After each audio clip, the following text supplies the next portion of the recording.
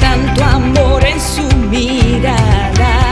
Despreciado y humillado, no abrió su boca, aunque para el insensato era su derrota. Pero todo estaba escrito a mi